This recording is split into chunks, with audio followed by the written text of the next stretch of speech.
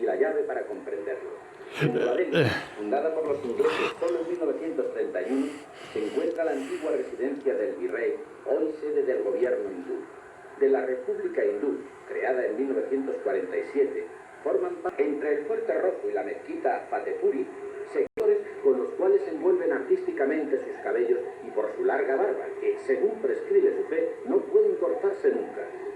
Monumento a la victoria en el siglo XIII y hoy símbolo de Delhi, el Qutb Minar, de 71 metros de altura, está considerado por muchos como una obra perfecta que se distingue entre todas las torres del mundo. Frente al minarete de arenisca se yergue la columna de hierro, que es quien consiga abrazarla con los brazos hacia atrás.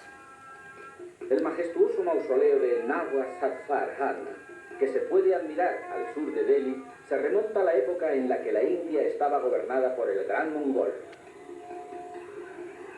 Los mongoles levantaron grandes edificios con el típico lujo oriental en medio de floridos jardines como los que rodean todavía hoy el monumento fúnebre de Saffar Khan.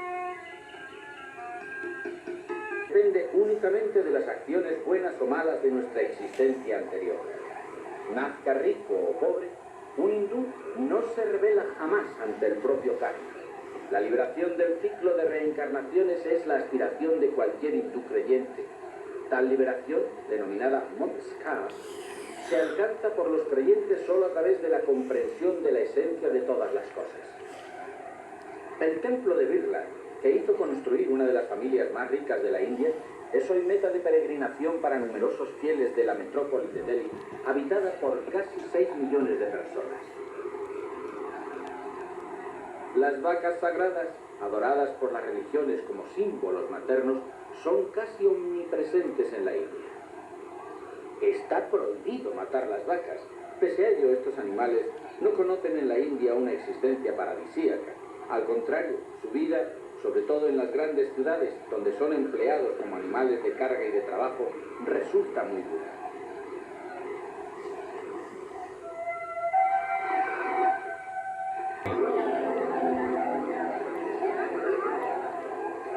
Apenas y a veces preocupación son los sentimientos que a los visitantes occidentales suscitan las imágenes de los Ghats de Varanasi.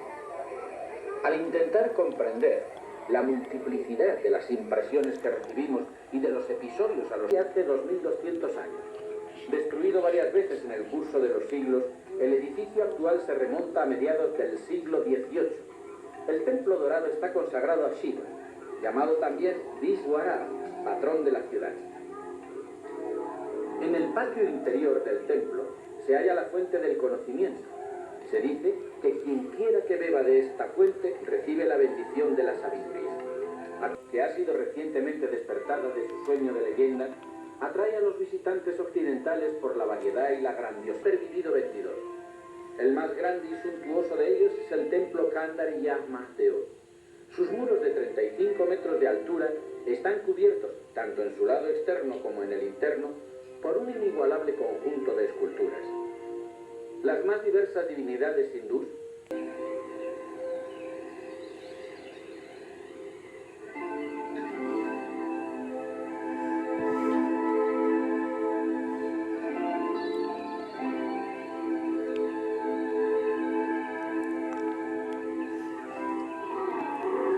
La vida en el campo es el origen del Taj Mahal de Agra. El gran mongol Shah hizo la promesa a la favorita de sus mujeres, cuando ésta estaba a punto de morir, de erigir un monumento fúnebre que fuera digno del amor entre ambos. Así, afirmando que su residencia había de ser como el paraíso, dio la orden de iniciar la construcción del Taj Mahal.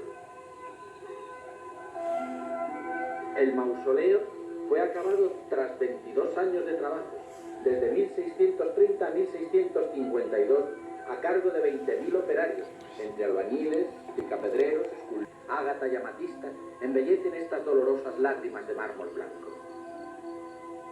Fatehpur Sikri, la ciudad muerta, se encuentra en el centro de una vasta llanura arenosa no lejos de Agra y está abandonada desde hace 500 años. A mediados del siglo XVI y se trasladó a ella en 1569 con toda su corte, el Rajasthan. Segundo estado de la Unión por sus dimensiones, El Rajastán es también tradicionalmente el estado de los fabulosos Marhas, 28 por el Maharaja Jai Singh II, tras una cuidadosa planificación que preveía amplias calles dispuestas en las constructivas, transmitidas de generación en generación y bajo la dirección de los... Visibles desde muy lejos, los muros del palacio edificado en el siglo XVII dominan la que en un tiempo fue la capital del Principado de Rajastán. Uno de sus edificios más característicos es el llamado Palacio de los Espejos. En la inmensidad del desierto de Thar, en la frontera con Pakistán, se levanta como una joya olvidada. Entre sus muchos edificios imponentes, construidos en su mayor parte entre los siglos XVII y XIX, los Haveli son los más interesantes. Estas antiguas viviendas de los comerciantes y de los nobles de antaño están artísticamente decoradas con fachadas de piedra arenisca y balcones de madera esculpida.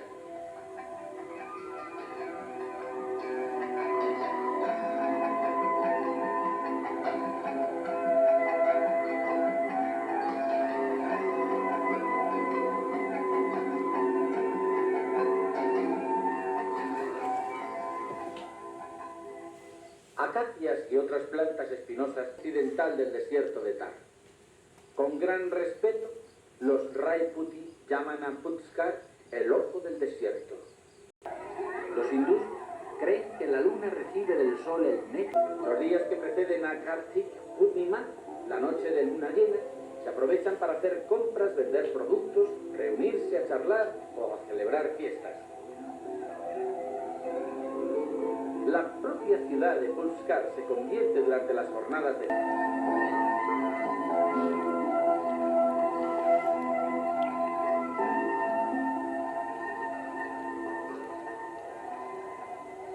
Mujeres con vestidos y mantos de llamativos...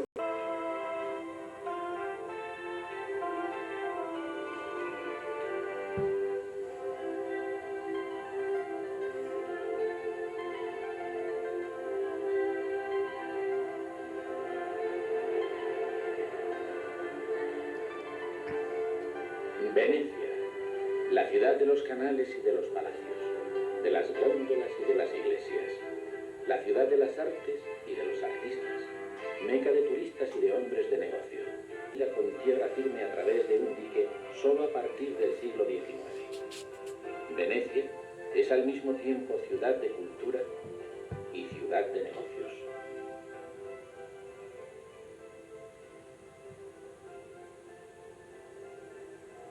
Con una barca a motor o con una de línea en dirección al centro, hasta las paradas del puente de Rialto de San Marcos. Pasaremos por delante de los numerosos canales laterales por donde los gondoleros venecianos conducen sus célebres góndolas. En la mundialmente famosa Plaza de San Marcos comienzan la mayoría de los recorridos urbanos y de las rutas turísticas. Piacenza, pequeña plaza, es como se denomina a la simbólica puerta de entrada en Venecia que se asoma a la laguna de San Marcos. Apenas distantes unos cuantos pasos del agua, se alzan dos columnas procedentes de Oriente. Antiguamente servían de punto de amarre. Estas columnas representan el símbolo del poderío de la antigua República Veneciana. En sus cúspides se encuentran San Teodoro, antiguo patrón de la ciudad, y el León de San Marcos, el emblema de la antigua República Marinera. En la piazzetta se encuentra el que probablemente sea el más hermoso edificio civil de Europa, el Palacio de los Dogos, el Palazzo Ducale. Desde el siglo IX se levanta en este lugar el edificio del gobierno de la ciudad. La forma actual del Palacio de los Dogos se remonta en sus aspectos esenciales al siglo XIV.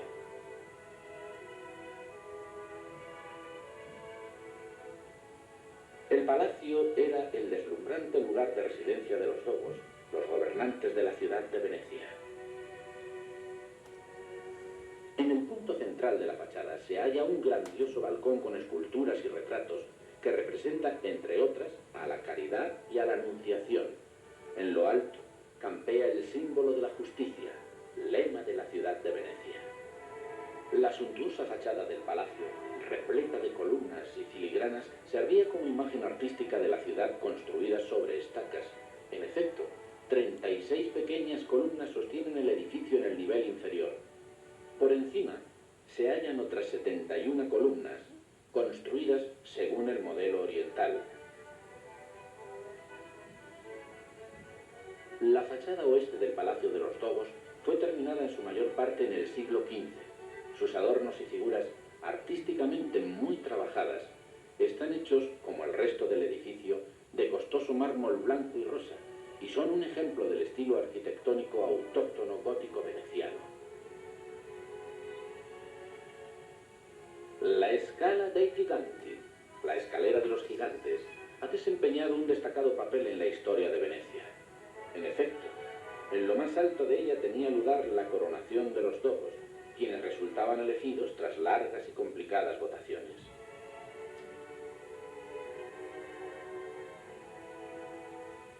La escalera recibe su nombre de las dos colosales estatuas, Neptuno y Marte, que la adornan y que simbolizan el dominio de Venecia sobre mares y tierras. La escalera de los gigantes fue edificada por Jacopo Sansovino en 1550. Mientras el aspecto externo del Palacio de los Dobos es uniformemente gótico, en las fachadas del patio interior pueden distinguirse con facilidad los distintos períodos de construcción. Los típicos motivos góticos se superponen sobre el estilo decorativo veneciano y la claridad de líneas del Renacimiento. Venecia era muy rica y sus representantes amaban los lujos de la vida. Aquí en el Palacio de los Dobos, ello se puede apreciar de manera evidente en la sala del Senado. En esta sala se reunían 2 veces por semana los senadores, que eran los consejeros del Dobo. Las pinturas del gran veneciano Jacopo Tintoretto engalanan las paredes y el techo. En ellas se ofrece una alegórica exaltación de Venecia y del Dobo, pero también de las bases en las que se apoyaba su autoridad y prestigio: el dinero y las armas, la religión y la política.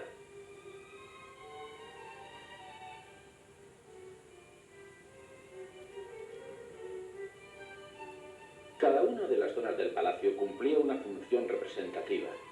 Durante el gran saqueo de las tropas napoleónicas, en el año 1797, perdió el palacio su mobiliario.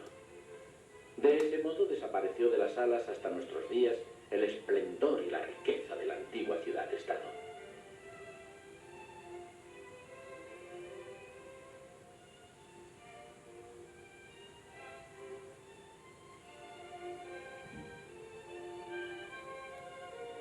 En la sala de armas del palazzo se han recogido armas y armaduras del pasado. Todo este material nos enseña lo que en los siglos anteriores correspondía al oficio del soldado.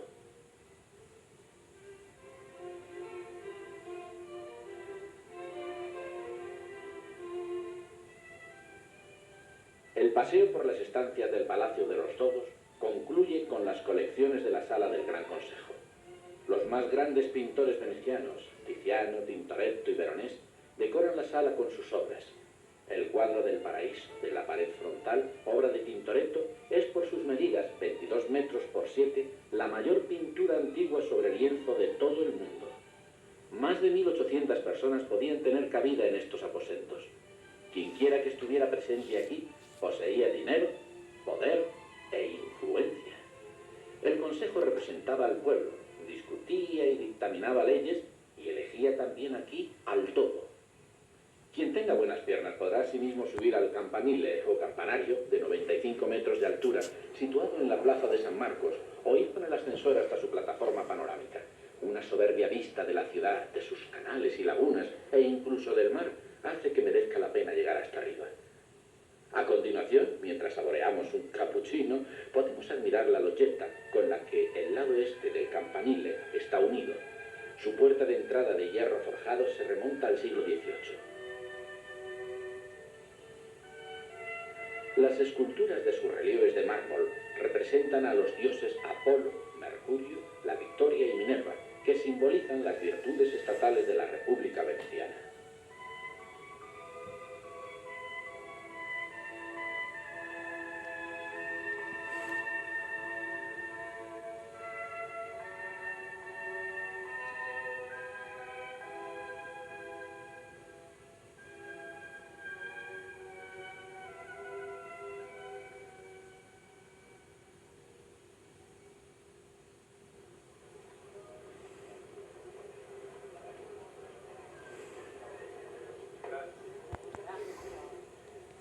la plaza de San Marcos se aprecia una extraordinaria perspectiva del urbanismo de la ciudad, se extiende delante de la basílica. Turistas y se ponen de buena gana a disposición de los mismos como telón de fondo para sus fotos. La plaza está flanqueada por las Procuratie, se alza la gran torre del orologio. Su enorme reloj, con la esfera decorada por dibujos de animales, da las horas, los días y los meses. En el tejado de la torre, dos esculturas denominadas los moros son las encargadas de hacer sonar la soza. Es el café más antiguo de Italia y ocupa un lugar de honor en la historia de la literatura occidental. Por la ciudad continúa por el puente de Rialto. El origen de la zona de Rialto se remonta al siglo IX. Desde un principio el centro comercial de Venecia estuvo situado aquí. De ahí que en la actualidad se encuentren en este barrio innumerables mercadillos, tiendas y galerías. El puente de Rialto destaca como la construcción más bella y fascinante, con su espectacular diseño arquitectónico, entre los antiguos palacios y casas que le rodean. Desde el siglo XII siempre ha habido un puente que atraviese el canal en este preciso lugar. El puente actual se remonta al año 1588. Desde el Gran Canal su visión resulta especialmente atractiva. La elegante arcada del puente de mármol de Istria está sostenida por 12.000 estacas de madera que tuvieron que ser clavadas en el fango del fondo de la laguna como cimientos. Bajo dicha arcada circulan como siempre las embarcaciones del Gran Canal, pasando por delante de los antiguos palacios de los patricios. Uno de estos palacios de estilo gótico tardío y ampliamente espacioso es el Palazzo Bembo, que podemos contemplar a la izquierda del puente de Rialto. A la derecha se encuentra el Palacio de los Camerlengi, con su decoración de estilo renacentista lombardo y amoldado a la curva del Gran Canal. Inmediatamente, contiguo al puente de Rialto, podemos ver el Fondaco del Tedesche, edificio ocupado en el fruta, verdura, pescado y noroeste, en la Piazza Roma, y atraviesa el conjunto de la ciudad a través de sus casi 4 kilómetros de ondulado recorrido.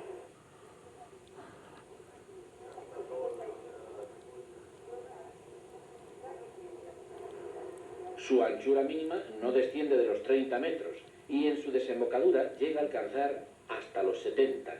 Alrededor de 350 edificios de valor histórico se asoman a sus orillas, puesto que toda familia influyente y rica de Venecia poseía aquí una residencia. El puente de Rialto es el punto de partida ideal para visitar algunos de los más hermosos palazzi del Gran Canal, ya sea a pie, con una pequeña barca a motor o en góndola. Antes de ello, sin embargo, no podemos olvidar la visita a la casa en la que nació el más universalmente conocido hijo de la ciudad de Venecia, Marco Polo. Se encuentra en un diminuto patio interior, que puede pasar fácilmente desapercibido. La casa, situada en las cercanías de la iglesia de San Giovanni Crisóstomo, es la del número 5858. Se la conoce con el nombre del famoso libro de Marco Polo, Il Milione. Cerca de la estación se alza el Palazzo Vendramin Calergi, ejemplo de arquitectura renacentista, donde falleció en 1883 el compositor Richard Wagner. Le sigue el Palazzo Loredan, considerado el más hermoso ejemplo del estilo arquitectónico veneciano-bizantino y en el que hoy en día tiene su sede el ayuntamiento. Se remonta al siglo XIII, al igual que el Palazzo Farsetti que se levanta a su lado. En la desembocadura del río di San Luca se encuentra el Palazzo Grimani, una obra maestra del Alto Renacimiento.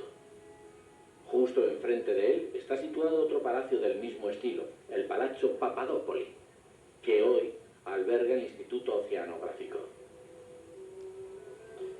Imponentes y hermosos al mismo tiempo son los palacios contiguos Ca' Foscari y Justinian. En el de Ca' Foscari habitó el Luis III, rey de Francia, durante su visita a Venecia en 1574. Y en el Palacio Justinian compuso Richard Wagner el segundo acto de su ópera Tristana e Isolda. Más conocido es el inacabado Palazzo Venier de Leoni, que hoy recibe el nombre de Palacio Peggy Guggenheim, en homenaje a esta mujer que reunió en él su colección de arte moderno. Las inestimables obras de arte que la componen fueron donadas por su propietaria a la ciudad de Venecia. Nuestro paseo por el Gran Canal llega a su fin con el famoso Palacio Cryptic, edificado en el siglo XV. Su fama en nuestros días se debe al escritor americano Ernest Hemingway, quien escribió en el Hotel Gritti Palace una de sus obras de más éxito, Al otro lado del río y entre los árboles. Al final del Gran Canal se hace visible el campanile de la plaza de San Marcos. Justo enfrente se encuentra la isla de San Giorgio Maggiore, con la iglesia del mismo nombre y un convento benedictino. Quien en la plaza de San Marcos no sienta como su corazón palpita, es que no lo tiene.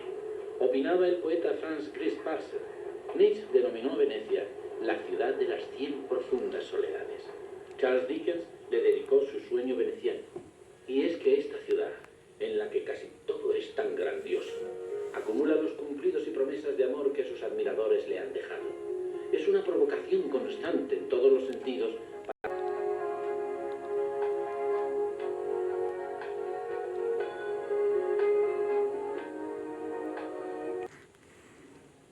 Venecia no consiste únicamente en la plaza de San Marcos o el Gran Canal, el puente de Rialto o el Palacio de los Dogos, sino también en el barrio de los alrededores del campo dei Frari. Fundó en el siglo XIII la orden mendicante de los franciscanos su primer convento en Venecia. Dado que por aquel entonces no encontraron sitio en los ya densamente poblados barrios de San Marcos y Rialto, se desplazaron hasta aquí, al oeste de la ciudad. Así se edificó hacia 1340 uno de los mayores edificios religiosos del gótico veneciano, la iglesia franciscana de Santa María Gloriosa dei Frari. Su aspecto exterior es, de acuerdo con el ideal franciscano, austero y sencillo. Tanto la fachada como las capillas añadidas fueron edificadas en el siglo XV. El interior de la iglesia se fue convirtiendo con el pasar de los siglos en un panteón de la historia de Venecia. Dogos, militares y artistas venecianos hallaron aquí su eterno descanso. Los venecianos denominan il Frari a esta edificación de ladrillo con su poderoso campanile, el segundo en altura de la ciudad, y su claustro. Entre los muchos monumentos del interior de la iglesia se encuentran también algunos del genio de la pintura Tiziano.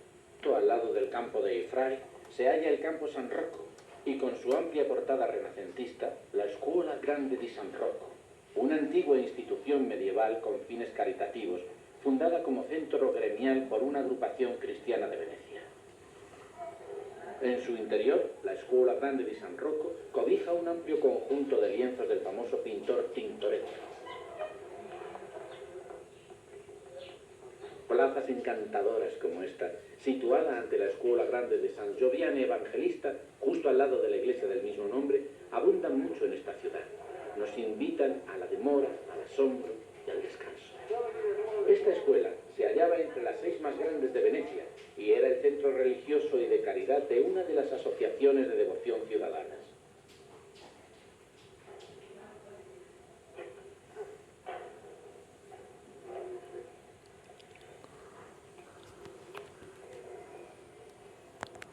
Después de las impresiones recibidas, al norte de la ciudad se encuentra el barrio de San Giovanni e Paolo.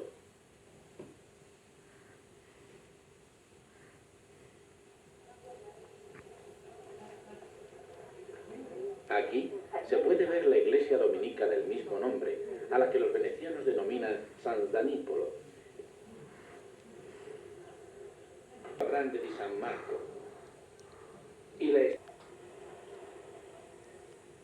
delante de San Marcos, pero al dinero tampoco se quería por colocarla aquí, delante de la Scuola di San Marco, en la ciudad.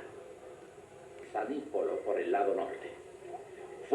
Las escuelas constituyen un fenómeno que únicamente en la ciudad lagunar de Venecia puede llegar a descubrir.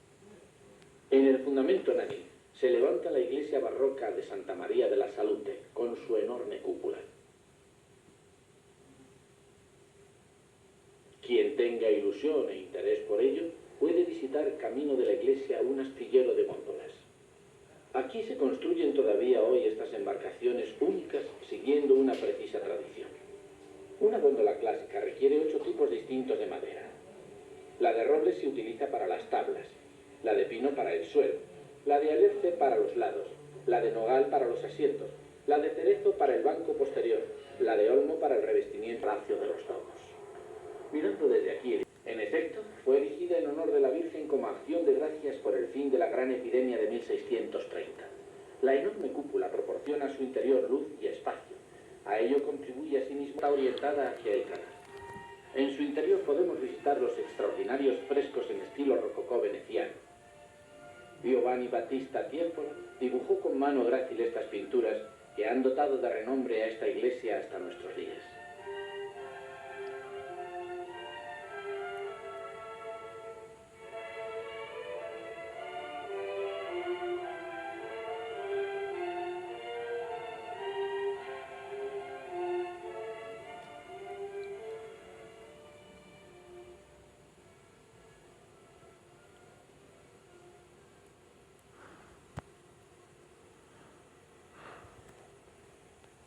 La Accademia, el museo de arte más antiguo de Venecia, Stefano. Se trata de uno de los campanarios más elevados de Venecia. La ocupación austríaca se encuentra en Campo San Mauricio.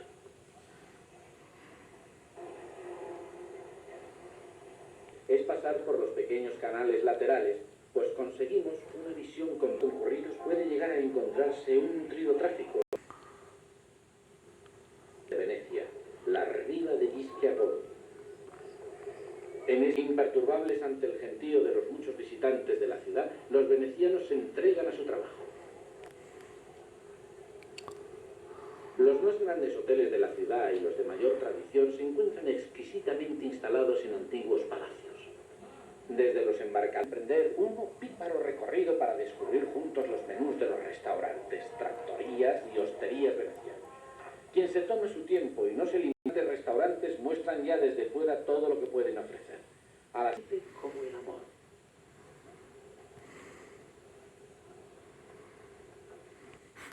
Venecia no tiene más que una piazza, que es naturalmente la de San Marcos, pero numerosos campos, como el Campo San Polo. Mientras que el nombre de piazza se emplea en Venecia únicamente para la plaza de San Marcos, para todas las demás plazas se utiliza la denominación Venecia por su extensión. La iglesia de San Polo y las fachadas arquitectónicas. El Palazzo Soranzo, este espacioso doble palacio de los siglos XIV y XV, era la residencia de una antigua familia patricia. Todavía hoy viven en este edificio los descendientes de los Soranzo, lo que constituye una notable excepción. En el lado oeste del Campo San Polo se alza el Palazzo Corner Bozzenigo, junto a la iglesia de San Polo.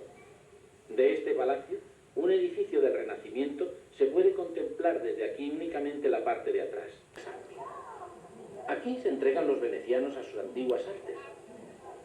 En estas tiendas se encuentran a menudo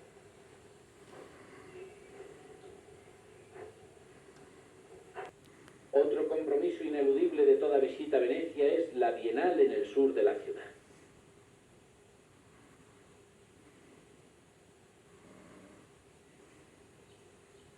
El carnaval no es lo único que posee en Venecia una... Desde siempre la ciudad ha estado muy bien dispuesta hacia él. Ello se demuestra desde hace años. Se puede echar un vistazo a las últimas tendencias del arte de nuestro tiempo. Por el paseo, pasos nos llevan hasta Campo San Zacarías.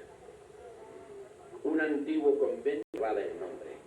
Es especialmente interesante la fachada de esta iglesia por ser obra de transición entre el gótico y el renacimiento, con un curioso resultado híbrido entre ambos estilos arquitectónicos. La Plaza Santa María Formosa, circundada de majestuosos palacios. En ella se celebraban antiguamente una especie de becerradas, muy populares en Venecia, así como San Zanipolo. Nuestro camino nos lleva en dirección a Fondamenta Nuove. De este modo podremos contemplar la fachada de la iglesia jesuita que se alza en el campo Giuseppe. Con su monumental estilo barroco, la iglesia domina la plaza. A la estación marítima de Fondamenta Nuove también se puede llegar naturalmente desde los embarcaderos de la riva de Schiavoni, que en tiempos llegó a proporcionar ocupación a 16.000 trabajadores. Habitada por monjes desde el siglo XVII, fue transformada hacia finales del siglo XIX en cementerio central de Venecia. Los venecianos escoltan a sus difuntos con barcos o góndolas en su último viaje por mar. Por lo demás, la isla disfruta de una gran calma pespunteada regularmente por el oleaje. Ya en el siglo XIII se establecieron aquí los primeros fabricantes de vidrio, cuyo arte se ha conservado a ella hoy en día unos 10.000. Un último vistazo a la iglesia más antigua de algo más lejos.